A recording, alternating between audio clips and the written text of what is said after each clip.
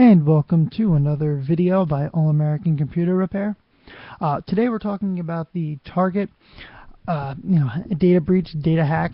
A lot of information about this going on right now. A lot of people have questions and all that about it.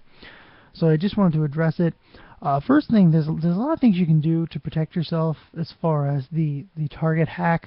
Some of the big things is, monitor your account. Don't panic. Just monitor your account. Keep an eye on your account. Look for purchases that you didn't make. Look for things that look weird. I would definitely monitor your account. Personally, what I would do is I would change the password to my online banking. I know a lot of people are saying, well, they couldn't have gotten your online banking information. They probably couldn't. They think they probably couldn't, but I would change it anyway just to be on the safe side. You never know. They have information. They can verify your information, so you never know if they called the bank and said, hey, I need the password to my online banking change. They ask them for the information, and they can then verify it. So I would change the password to online banking. I would monitor my account. And one of the things too, especially around Christmas time, you're always making a lot of purchases. So I would recommend, looking for small purchases, looking for large purchases. Well, a lot of times what these people will do is they'll make they'll make a bunch of little purchases across like a couple credit cards, so it doesn't kind of stick out as much like a sore thumb. So look for small purchases, look for purchases from online retailers. With this type of thing, they can go ahead and, yes, they can get a card, they can, make a card, they can go into a store and slide it. But the big thing is they're going to want to probably do online purchases, because they don't want to have to, people like this don't want to have to go into a store, and they don't want to have to be asked for ID or anything like that. They want to go into the store, they want to go ahead, they want to make the purchase, and they want to be asked for any identification. So if you go ahead and just, they're going to look for online purchases more than in-store purchases. But you might want to look for stores like Sears, stores for JCPenney's, places like that are really just trying to get into the online market. They try to use their not so well set up systems yet to try to go ahead and make purchases. So I would do that. And look for as well, if you get people that say they're looking to deliver something, monitor that, see what they're trying to deliver, the stuff like that.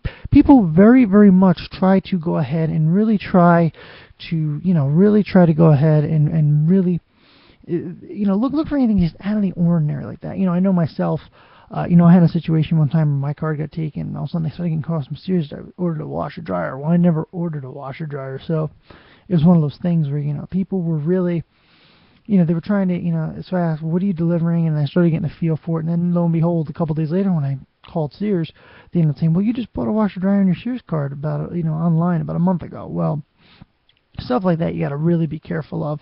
Another thing you can do too is there is companies out there. I believe Life Touch is one of them. I believe they're places that they'll monitor your account for you, and they'll really keep an eye on your account for you and really make sure that there's no suspicious activity out there. Some other things as well you might want to do is, contact your bank card provider, find out if you were one of the ones that were hit.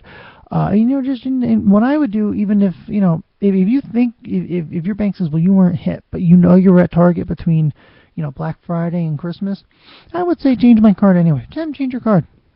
Get a new PIN number, all that stuff. So that's what I would do if I were, in that situation. Put a, if you're noticing some suspicious purchases, and, I would just call and just put a lock on that account and then get a new card, if you notice suspicious purchases. Some other thing you might want to do, obviously canceling and replacing your cards is a really important thing to do. Obviously, just monitoring the account. Like I said, changing your PIN number. What a lot of banks have done, and if you request it, they will do it, is, if you think you got hit and you notice, suspicious, think maybe you might have some suspicious activity, while you're waiting for your new card to come in, ask them to lower your limit. Maybe you don't want to take 500 out of date. Maybe you have them so it's 200, just enough so you can, do normal day-to-day stuff. And then when your new card comes in, ask them to increase your limit again. A lot of places have actually done that. But like I said, the big things are, monitoring your account, checking your account, changing your PIN, checking your information online, your password, your password question, making sure it's not something that anybody can figure out. Just making sure that, you're monitoring your account and making sure that the information on the account is accurate. Take a couple minutes, go over your monthly statement. Take a few minutes, look on your online banking every day. See if there's anything noticed, because it's easier to catch it quickly than it is to, say you get your statement today and say somebody makes a big purchase tomorrow. You'll notice that big purchase, but by the time you get it in the statement and get it all squared away, you're better off trying to catch it earlier. The earlier, the better. And I recommend doing that. I want to thank everybody for listening. And as always, you can find all of our information on allamericancomputerrepair.com and on our blog, allamericancomputerrepair.com/blog, on our Twitter at LaPandyTech, and as well on our Facebook and all of our YouTube videos. Thank you very much.